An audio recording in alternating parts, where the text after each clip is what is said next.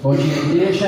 Bom dia. Graça e paz. Amém. Bom que você pode estar aqui nessa manhã para juntos louvarmos o nosso Deus. Graças a Deus por isso. Abra sua Bíblia comigo em Efésios capítulo 2. Nós vamos ler dos versos 1 até o versículo 10. Hoje nós vamos tratar do outro sola, o sola gratia, o somente a graça. Domingo passado nós falamos do somente as Escrituras. Tempo oportuno, o Lucas nos trouxe o ensino na EBD, o pastor Fábio, o pastor Norival nos trouxe uma exposição bíblica a respeito desse tema. Hoje o Lucas falou de somente a graça e hoje nós vamos pregar a esse respeito, tanto pela manhã quanto pela noite. Efésios capítulo 2, dos versículos de 1 até o versículo 10. Você já deve ter ouvido várias pregações desse texto. Mas a palavra de Deus, ela se renova, ela trabalha o nosso coração e o Senhor, por meio do seu Espírito, molda as nossas vidas e nos exorta naquilo que Ele assim bem desejar. Podemos ler a palavra de Deus? Diz assim: Ele lhes deu vida quando vocês estavam mortos em suas transgressões e pecados, nos quais vocês andaram no outro tempo, segundo o curso deste mundo, segundo o príncipe da potestade do ar, do espírito que agora atua nos filhos da desobediência. Entre eles também nós todos andamos no passado, segundo as inclinações da nossa carne, fazendo a vontade da carne e dos pensamentos, e éramos por natureza filhos da ira, como também os demais. Mas Deus, sendo rico em misericórdia, por causa do grande amor com que nos amou, e estando nós mortos em nossas transgressões, nos deu vida juntamente com Cristo. Pela graça vocês são salvos. E juntamente com Ele nos ressuscitou e com Ele nos fez assentar nas regiões celestiais em Cristo Jesus. Deus fez isso para mostrar nos tempos vindouros a suprema riqueza da sua graça em bondade para conosco em Cristo Jesus.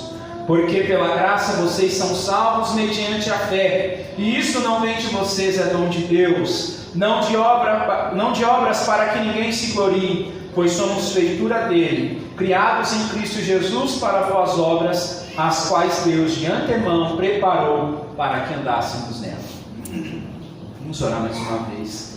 Nosso Deus, queremos também te entregar esse tempo e rogamos ao Senhor que o seu Espírito fale ao nosso coração, que o Senhor possa desvendar os nossos olhos para que a gente contemple as maravilhas da sua lei e que possamos, ó Deus amado, aprender mais da sua palavra, que o seu Espírito complete a obra em nossas vidas. Te pedimos em nome de Jesus. Amém.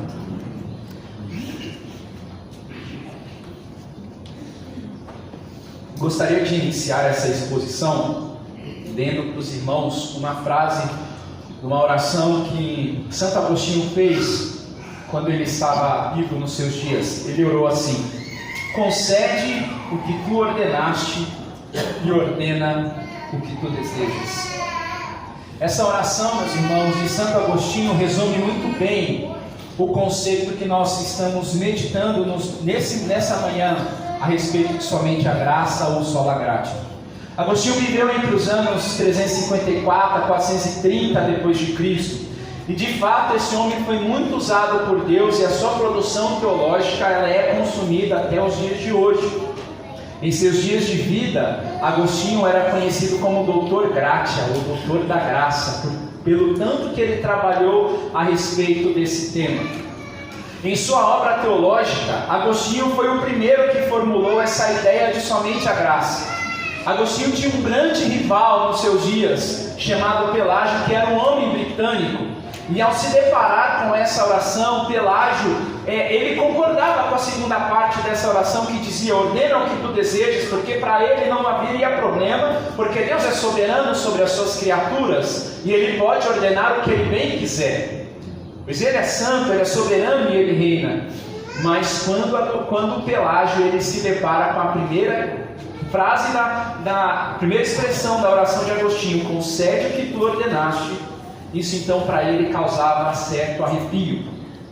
Para Pelágio, essa primeira frase da oração de Agostinho não tinha muito sentido, pois a palavra conceder algo a alguém é como dar presente a alguém, é como permitir que alguém faça algo. Em outras palavras, para Pelágio, qual o sentido de pedir a Deus algo que Ele ordena? Pedir algo que Deus ordena significa dizer que Ele de fato está ordenando que a gente peça algo que Ele mesmo ordenou. E para Ele isso é algo que não é muito agradável. Sem esse presente, sem essa concessão de Deus ao homem pecador regenerado, ele não pode fazer absolutamente nada. Agostinho, meus irmãos, era ciente no início de todas as coisas que Deus deu a sua lei às suas criaturas. Deus deu a sua lei a Adão e Eva, Deus deu a sua lei a nós, para que eles lá no início de todas as coisas externassem o caráter de Deus no Éden, fossem santos, fossem perfeitos, fossem retos diante de Deus. Deus queria que as suas criaturas vivessem de maneira reta, de maneira santa, que glorificasse o seu nome. Porém, nós sabemos que no meio do caminho veio a queda, e a partir de então, as criaturas de Deus caíram em profunda desgraça, saíram de um estado de retidão para a corrupção. A queda não foi simplesmente um erro de percurso, como acontece conosco, quando nós estamos em viagem e erramos o caminho e o GPS tem que recalcular a rota para a gente acertar então o caminho. Com a queda, meus irmãos, as criaturas de Deus ficaram impossibilitadas de obedecer ao Senhor. Essa inclinação de buscar a Deus, essa inclinação da santidade foi perdida, foi rompida, não havia mais com a queda. Com a queda, toda e qualquer capacidade que o homem tinha, que recebeu de Deus para obedecer o próprio Deus, isso foi perdido. Moralmente o homem se tornou falido e com isso ele não conseguia mais viver perfeitamente diante de Deus. O homem saiu do estado de justo para o estado de injusto. Esse primeiro pecado que foi cometido por Adão e Eva é chamado na teologia de pecado original, e é importante que a gente compreenda a doutrina do pecado para que, quando nós nos depararmos com a questão da graça, ela seja mais atrativa para nós, ela seja mais doce para nós. Quando falamos de pecado original, não estamos falando necessariamente do pecado que Adão e Eva cometeu, mas do resultado que ocorreu a partir do momento que eles pecaram. Toda a descendência de Adão e Eva, depois da queda, foi contaminada pelo pecado. Ninguém mais foi livre da queda. Todos pecaram e destituídos foram da glória de Deus. E a sentença de Deus para o pecado cometido foi a expulsão deles do Éden. Ou seja, meus irmãos, eles perderam o acesso livre à presença de Deus. E nós presenciamos isso nos nossos dias. O homem em si não tem desejo pela presença do Senhor. Foi nesse ponto então, meus irmãos, que Pelágio se opôs a Agostinho, pois para ele o pecado de Adão e Eva atingiu somente a eles, e não a descendência de Adão e Eva, não as nossas vidas, não as vidas daquelas pessoas que viviam na época de Agostinho e de Pelágio. Para Pelágio, todos os que nascem com a capacidade perfeita de viver diante de Deus, como Adão e Eva foram criados. As consequências do pecado de Adão e Eva não afetaram em nada a natureza das demais pessoas. Por isso que Pelágio tinha dificuldade com a primeira frase da oração de Agostinho: conceda o que tu ordenaste. Para Pelágio, nós nascemos hoje com a mesma capacidade quando Adão e Eva foram criados. Para ele é difícil viver como Adão e Eva porque estamos em um ambiente de pecado, e esse ambiente que estamos inseridos nos impede ou é uma barreira para que a gente então exerça essa natureza perfeita que o Senhor nos criou, que o Senhor nos fez. E isso é um erro, meus irmãos. Olha só que Pelágio ele não negava a graça, mas ele entendia que a graça de Deus era como se fosse apenas uma ajuda para que diante das dificuldades do pecado, essa pessoa pudesse então viver diante de Deus perfeitamente. Então a graça ela não é salvadora, ela é uma auxiliadora para que a pessoa viva diante de Deus. Para Pelágio então, essa primeira frase, conceda o que tu ordenaste, é como se não houvesse o livre-arbítrio. E na verdade nós não cremos no livre-arbítrio, porque a vontade do homem com a queda ela foi cativa ao pecado. Nós não escolhemos por Deus. não temos inclinação ao Senhor. Então é certo sim pedir ao Senhor, conceda o que tu ordenaste, porque nós precisamos que o Senhor nos conceda o que Ele mesmo pede de nós em Sua palavra, porque por nós mesmos a gente não consegue isso mais. A fim de evitar erros, é preciso que conheçamos profundamente então, meus irmãos, o conceito de somente a graça, que foi trabalhada por Agostinho. Por assim dizer, ele deu início nessa empreitada, e que os reformadores redescobriram no tempo da reforma. Não somos salvos pelas obras, somos salvos pela graça de Deus. Paulo aí em Efésios capítulo 2, que nós lemos, extrai muito bem essa ideia que Agostinho e os reformadores trabalharam a respeito de somente a graça no andamento do curso da igreja. O que Agostinho trabalhou e mais tarde os reformadores afirmaram está bem fundamentado nas Escrituras. Como li aqui para os irmãos, Agostinho em sua oração pede a Deus, conceda o que tu ordenaste. E a pergunta é, por que pedir a Deus para que Ele conceda algo que Ele mesmo ordenou? A resposta para essa pergunta, meus irmãos, é que a corrupção que o pecado causou em toda a humanidade nos impediu ou causou uma barreira, quebrou o acesso que nós tínhamos a Deus. Então nós não temos inclinação para obedecer ao Senhor mais. Nós precisamos da graça do Senhor para isso.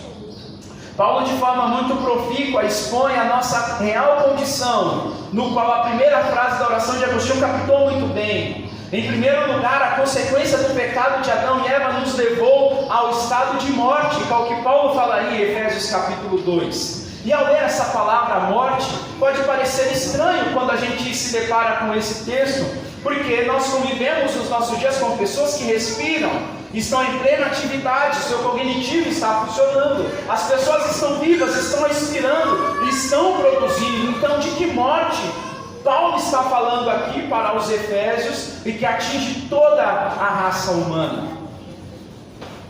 O morto, meus irmãos, não esboça nenhum tipo de atividade.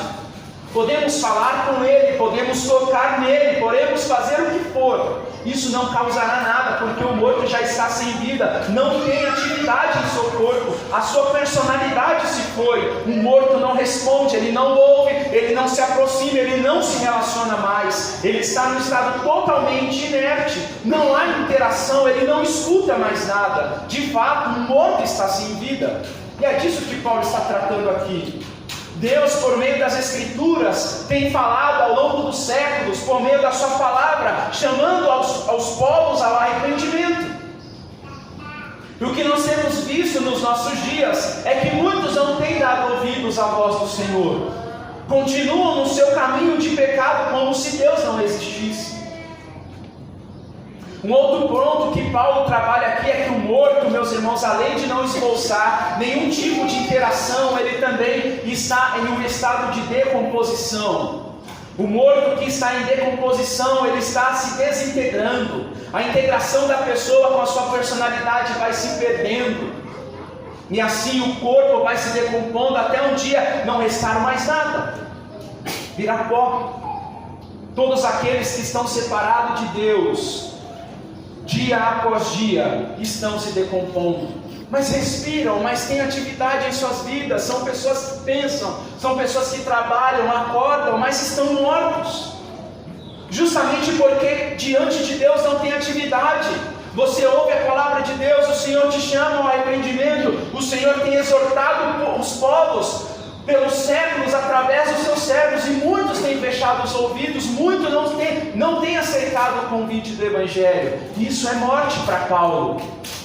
É essa morte que Paulo está falando aqui.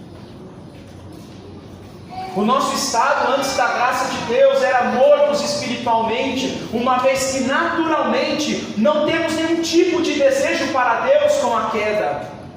Não buscamos ao Senhor por livre e espontânea vontade.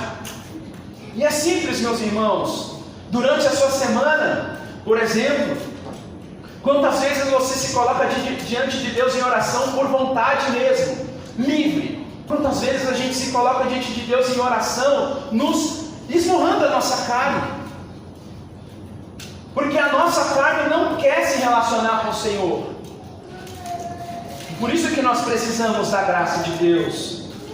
Paulo diz que nós estávamos mortos por aquilo que é nosso. Nós que cometemos pecados e transgressões, fomos nós que rompemos com o Senhor, fomos nós que, tendo acesso à palavra de Deus, não demos o devido valor a ela.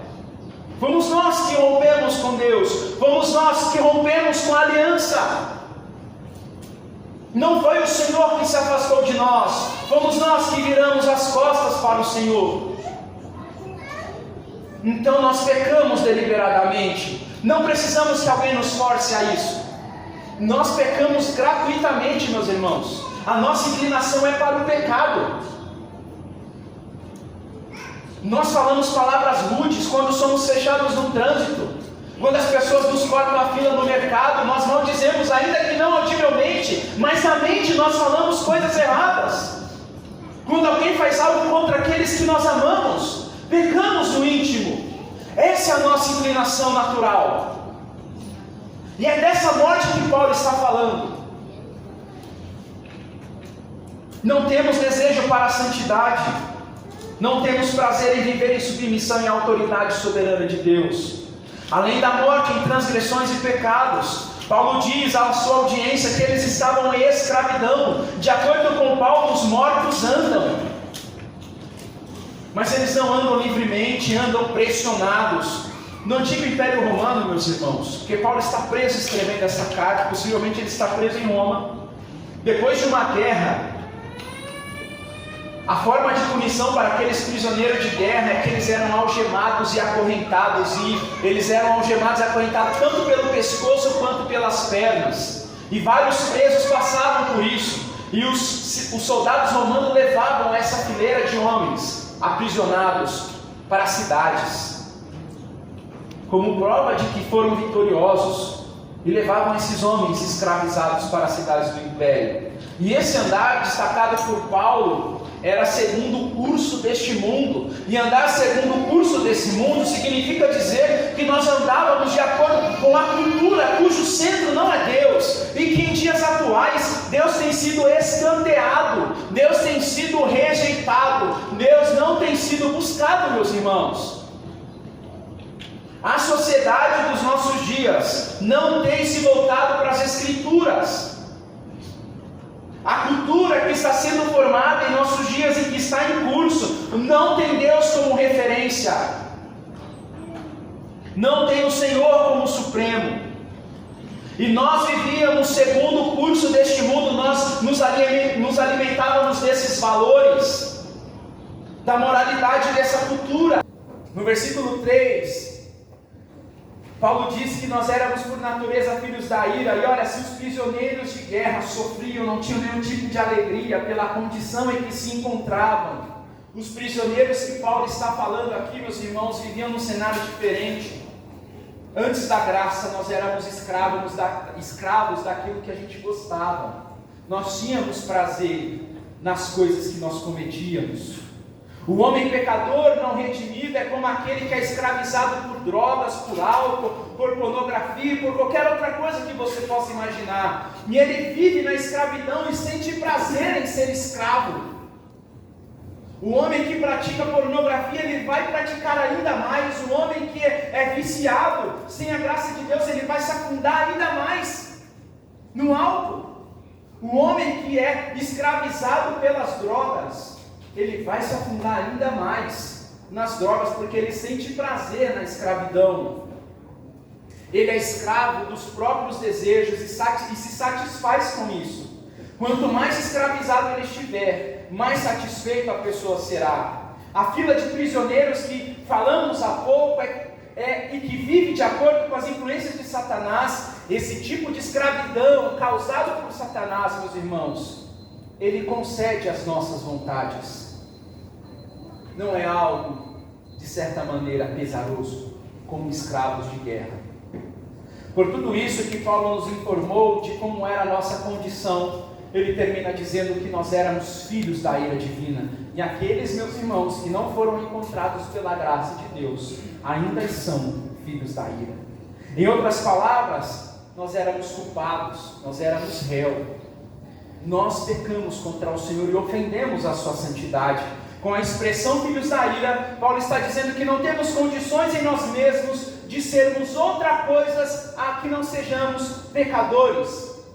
Era natural nosso isso. Nossas ações podem mudar, pessoas viciadas podem deixar de serem viciadas, pessoas más podem produzir boas ações, mas sem a graça, continuam sendo filhos da ira. Sem a graça, continuam sendo filhos da ira. E a ira de Deus, meus irmãos, não é como a ira humana. A ira de Deus, como diz o Dr. Russell Shedd, é a sua reação pessoal frente a qualquer pecado ou rebelião contra Ele. A ira de Deus está em curso e ela se demonstra da seguinte forma. Em Romanos 1, a partir do versículo 18, Paulo destaca a ira de Deus que se revela contra toda a impiedade.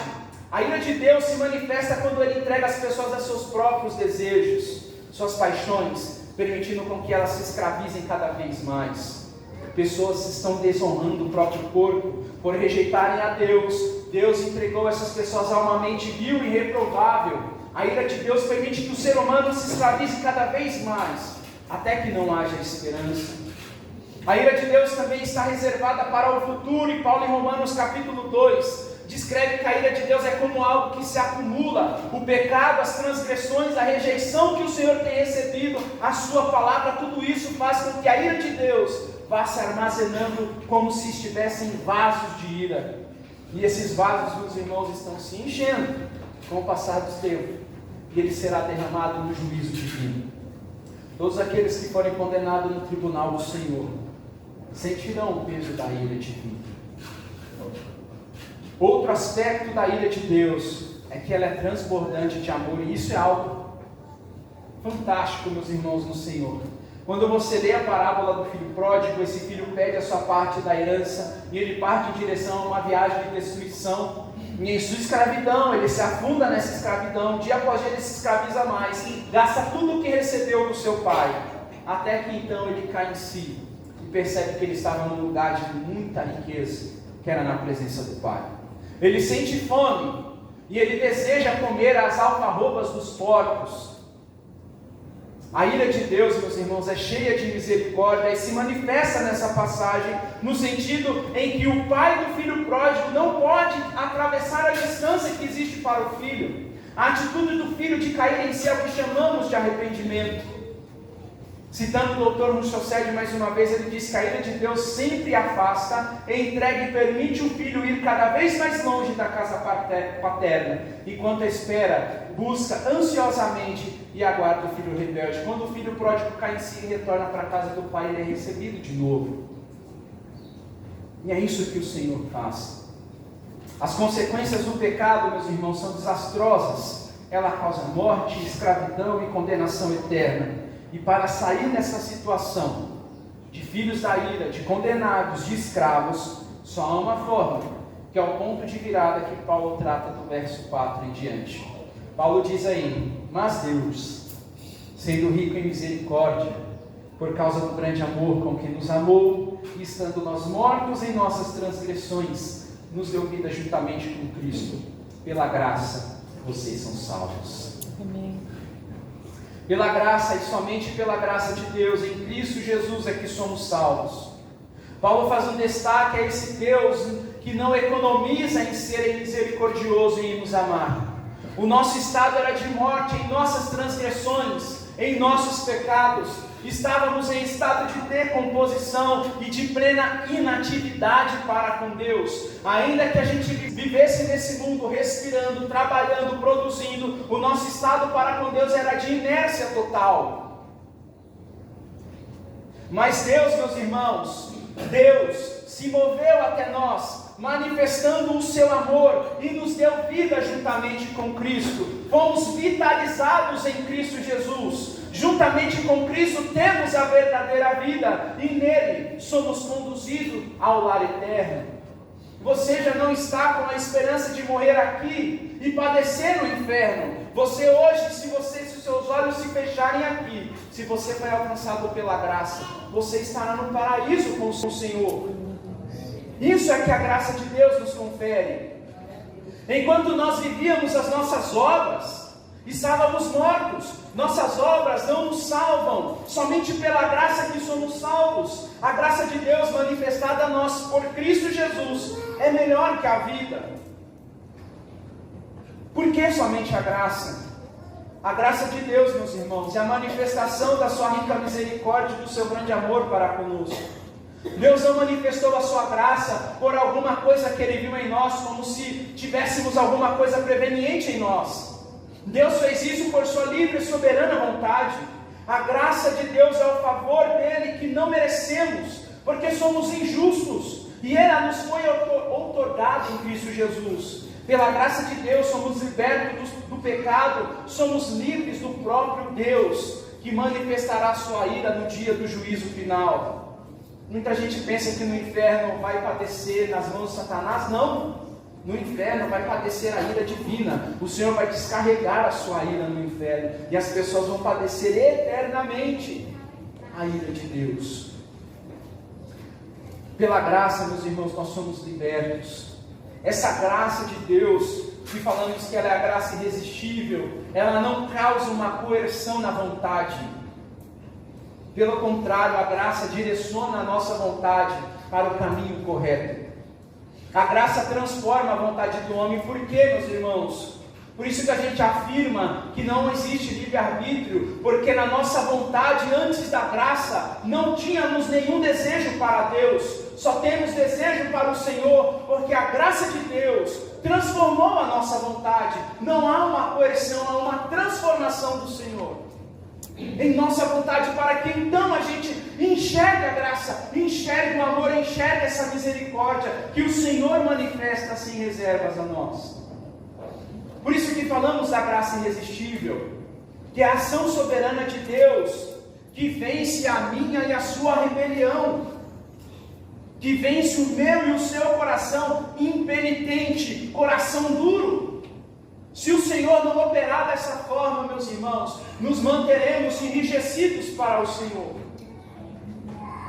Muitos podem afirmar então, dizendo que o Espírito Santo tem de nos atrair a Deus, para que então possamos usar da nossa liberdade para aceitar ou rejeitar a graça de Deus. Mas um ponto importante que eu quero destacar aqui para os irmãos, é que a nossa liberdade não quer saber de Deus, a parte da graça. Se exercermos a nossa liberdade sem a graça, vamos fugir de Deus.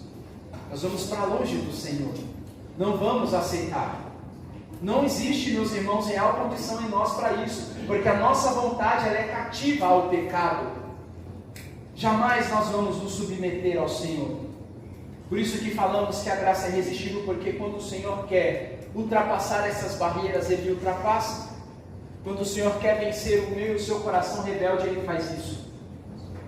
E pela graça de Deus, nós vemos a beleza de Cristo e nos rendemos a Ele.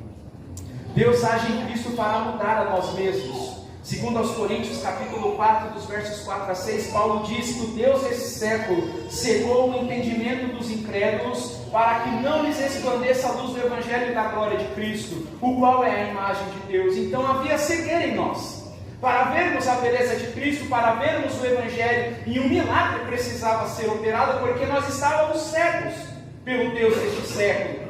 E então o próprio Deus resplandeceu em nosso coração, para que então possamos ver a glória na face de Cristo.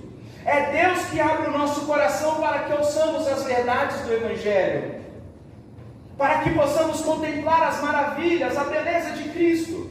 É essa graça irresistível de Deus. Deus em Cristo Jesus nos faz nascer de novo. É uma obra miraculosa do Senhor. Se antes mentíamos, nascidos de novo, não vamos mentir mais. Se roubávamos, agora nascidos de novo, não vamos roubar mais. Se nos prostituíamos, nascidos de novo, não vamos nos prostituir mais. É a graça de Deus que nos transforma. É a graça de Deus que nos dá nova vida. Saímos daquele estado de morte em pecados e delitos para viver agora diante do Senhor. Sendo salvos pela graça por meio da fé, então, nós somos justificados diante de Deus pelos méritos de Cristo e não por algo que a gente fez. Olha só o que o breve catecismo de Westminster cita: a justificação é um ato da livre graça de Deus, no qual Ele perdoa todos os nossos pecados e nos aceita como justos diante de si, somente por causa da justiça de Cristo, a nós imputada e recebida só pela fé. O fundamento, meus irmãos, da nossa salvação é a graça de Deus. Deus nos é gracioso por causa de Cristo. Não somos novos homens e mulheres porque em algum momento decidimos aceitar a Cristo, como muitos fazem hoje em dia. Não fomos nós que aceitamos a Cristo. O Senhor se moveu a nós e se agradou de nós. Antes da fundação do mundo, o Senhor nos escolheu em Cristo Jesus para sermos o seu povo, raça eleita, nação santa, povo adquirido. É graça do Senhor sobre as nossas vidas. Deus não se moveu a nós porque algo preveniente havia em nós. Ele assim fez, meus irmãos, por sua livre graça. Por isso que afirmamos que não são as obras que salvam, não contribuímos em nada para a nossa salvação, do início ao fim, o dom da graça de Deus é o que nos salva. A graça é uma dádiva de Deus, que é a base da nossa justificação. Nós somos declarados justos diante do próprio Deus, por causa de Cristo. Essa justiça que nos foi imputada, Cristo obteve em seu ministério terreno. A partir de então, todo aquele que é salvo somente pela graça, meus irmãos, tem creditado em sua conta diante de Deus a justiça de Cristo. Cristo Jesus obedeceu ao Pai, tanto ativamente, fazendo tudo o que fez, e obedeceu ao Pai também passivamente ao sofrer por nós. Toda a vida de Cristo é a causa da nossa justificação diante de Deus, não somente a sua morte e ressurreição. Desde o nascimento, desde a encarnação, Jesus viveu a sua vida em obediência ativa ao Pai. Todas as suas ações foi para a glória de Deus. O próprio Cristo declarou que Ele não veio fazer a sua própria vontade, mas a vontade daquele que o enviou. Jesus curou pessoas, Jesus pregou as Escrituras, Jesus fez o bem por onde Ele passou. Essa é a obediência ativa de Cristo. Ele tinha prazer na obediência, mas a partir do Getsêmani, Ele foi oprimido. Cristo foi humilhado, mas Ele não abriu a boca. Como cordeiro Ele foi levado ao matadouro, e como ovelha muda diante dos seus tosqueadores, Ele não abriu a boca. Isaías 53, versículo 7. Quando Cristo foi conduzido ao Gólgota, para então morrer na cruz, Ele sofreu em nosso lugar, obedecendo ao Pai passivamente. A cruz não é um acidente de percurso, pelo contrário, foi algo da vontade de Deus. Quando Deus pediu Isaac em sacrifício a Abraão, e Abraão levantou a sua mão com um cutelo para imolar o seu filho, Deus bradou dizendo: não faça isso, Abraão. E Deus proveu um cordeiro para si naquele episódio. Mas quando nos voltamos para Cristo, Deus não poupou o seu próprio filho. Deus imolou o seu filho na cruz, no meu e no seu lugar. Cristo Jesus morreu na cruz, no meu e no seu lugar. Um justo morreu na cruz por injustos, pelos piores pecadores da face da terra. No momento em que Jesus está pregado naquela cruz, Ele está erguido ali, servindo de espetáculo para as pessoas que estão naquele lugar. E Jesus é o sacrifício substitutivo em nosso lugar. E essa ação ocorre de maneira em que a ira de Deus contra o nosso pecado está sendo aplacado ali. Nesse momento em que Deus está descarregando toda a sua ira sobre Cristo Jesus, quando Ele está pregado naquela cruz, ali Jesus já não está vendo mais a face do amor de Deus, mas Jesus está experimentando o desprezo de Deus contra o pecado.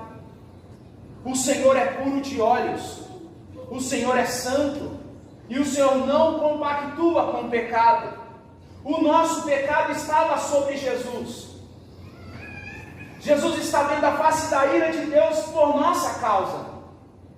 Na cruz do Calvário está acontecendo o que aconteceu por nossa causa. A ira santa de Deus, meus irmãos, foi plenamente descarregada sobre Jesus. E ela foi satisfeita em Cristo Jesus. Logo, o Senhor e você somos novas criaturas. Se somos salvos, é somente pela graça. Eu e você não carregamos aquele madeiro. Eu e você não éramos ricos como Jesus era. Eu e você não deixamos tudo como Ele deixou. Eu e você não nos esvaziamos como Ele se esvaziou. Eu e você não se fez de servo como Jesus fez. Ele é o Criador de todo o universo. Mas Ele veio aqui para nos salvar. Não são as nossas obras. Toda a ira santa de Deus foi plenamente satisfeita em Cristo Jesus. Sabemos que ainda pecamos contra Deus, mas o nosso pecado não aumenta e nem diminui o grande amor de Deus. O que não pode faltar em nós é arrependimento. Toda vez que chegamos diante de Deus confiados em Cristo para confessar os nossos pecados, somos aceitos e perdoados. Se outrora, meus irmãos, éramos filhos da ira, destinados à condenação eterna, agora, somente pela graça, Deus que era contra nós, agora é por nós, justamente porque Cristo morreu por nós. Cristo viveu e Cristo morreu por nós. A obediência de Cristo, a sua morte e ressurreição, é colocada em nossa conta. Em Cristo ocorre uma doce troca. Nosso pecado é acreditado na conta de Cristo. A sua justiça, a sua obediência, tanto ativa quanto passiva, é acreditada em nossa conta. Meus irmãos, e o Senhor Deus fez isso sem ter algo de bom em nós, porque não tínhamos. Por isso que é graça. Por isso que é graça. Por isso que eu afirmo aos irmãos que a graça de Deus, sem dúvida, é melhor que a vida. E aí Paulo termina nos versículos 6 a 10, dizendo que na manifestação da graça de Deus a gente recebeu vida. O mesmo pode ser usado, e esse mesmo poder que Deus usou em Cristo para ressuscitar Cristo, o Senhor usou para nos ressuscitar também quando nos fez nova criatura. E não parou por aí. Além de nos dar vida juntamente com Cristo, nós saímos do estado de morte para a vida e nós fomos elevados e reinamos com Cristo Jesus. Hoje nós reinamos com Cristo. Hoje nós estamos nas regiões celestiais assentados com Cristo Jesus, reinando com o Senhor, esperando a sua vinda, para que então possamos estar em sua presença, sem esse pecado que milita hoje em nossa carne. E tudo isso Deus fez, meus irmãos, para mostrar a suprema riqueza da sua graça. A graça nos conduz para a verdadeira vida e nos aponta para o nosso eterno lar. E eu termino dizendo a nós aqui nessa manhã: não confie em você mesmo, em seus próprios méritos. Se você ainda vive baseado em suas obras, pensando que elas vão te ajudar, elas não vão te ajudar. Você tem que fazer boas obras, mas não com o intuito de ser justificado por essas obras. Se a gente pode dizer, o único que foi justificado por obras foi Cristo Jesus. O único que foi salvo por obras foi Cristo Jesus. Ninguém mais. Ele cumpriu do início ao fim a vontade do Pai. Ele obedeceu ao Pai do início ao fim. Eu e você não somos assim. Somente a graça nos ensina que a única forma de sermos salvos é por Deus em Cristo Jesus. É a obra de Cristo imputada a nós que nos faz sermos justos diante de Deus. Lembre-se, se você ainda vive a sua vida longe de Deus, pautado em suas obras, em suas boas ações, você está em sério perigo. A qualquer momento você pode não estar mais aqui. Talvez não haverá aquele último respiro para que você se arrependa. Seu estilo de vida longe de Deus te faz ser um filho da ira divina. Em outras palavras, você está sob condenação. Se os seus olhos se fecharem agora, você será condenado eternamente. O tempo de acertar diante de Deus é agora, enquanto você está aqui respirando. O momento de você se arrepender e de se voltar para Cristo é agora. Porque saindo daqui pode ser tarde demais. Você e eu só podemos ser salvos pela graça. A oportunidade de arrependimento é agora e é hoje. Como diz as Escrituras, se você hoje ouvir a voz do Senhor, não endureça o seu coração. Enquanto você vive pautado em suas obras, você está sob condenação. Nós só saímos desse estado quando nós somos salvos pela graça de Deus. Para nós, para você que foi alcançado pela graça, ande no caminho da obediência e santidade. E aqui eu tomo emprestado as palavras de Lutero para nos dar um conselho mútuo aqui. Ele diz assim: portanto, meu querido irmão, aprenda a Cristo e o aprenda crucificado. Aprenda a orar a Ele, perdendo toda a esperança em si mesmo, e diga: tu, Senhor Jesus, és a minha justiça, e eu sou o teu pecado. Tomaste sobre ti mesmo o que não eras, e deste-me o que não sou. Portanto, meu irmão, valorize a graça de Deus, porque a graça de Deus é melhor do que a vida. Somos salvos somente pela graça. Que Deus nos abençoe, para que a gente possa viver, meus irmãos, de maneira a valorizar a graça de Deus que nos foi dada em Cristo Jesus, nosso Senhor. Vamos orar? Nosso Deus, bendizemos o seu nome. Enquanto nós vivíamos nossas vidas da maneira que queríamos, estávamos sob condenação, éramos filhos da ira, vivíamos, ó Deus, afundados nos nossos pecados e delitos, escravizados por Satanás, servos, ó Deus amado, deste presente século. Era assim a nossa vida. Mas a graça do Senhor, Deus amado, foi revelada a nós pelo Senhor mesmo, ó Deus, por meio de Cristo.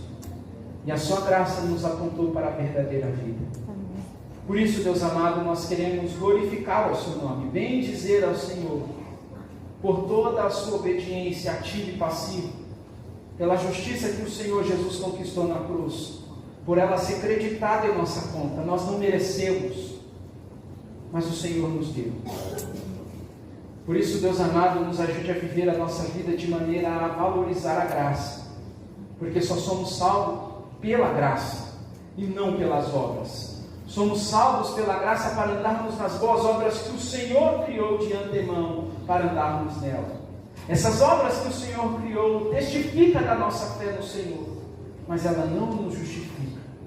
O que nos justifica diante de Ti, o que nos salva é a sua graça. Por isso, Deus amado, trabalhe o nosso coração para que a gente dia após dia se maravilhe com o Senhor e viva, Deus amado, obedecendo, amando a santidade, perseguindo o caminho da santidade até a volta de Cristo. Que o Senhor, Deus amado, nos ajude a amar ao Senhor ainda mais, sendo exposto à sua palavra. Nos dê um bom domingo, Senhor, e te pedimos a graça do Senhor mais uma vez sobre nós, em nome de Jesus. Amém. Graças a Deus.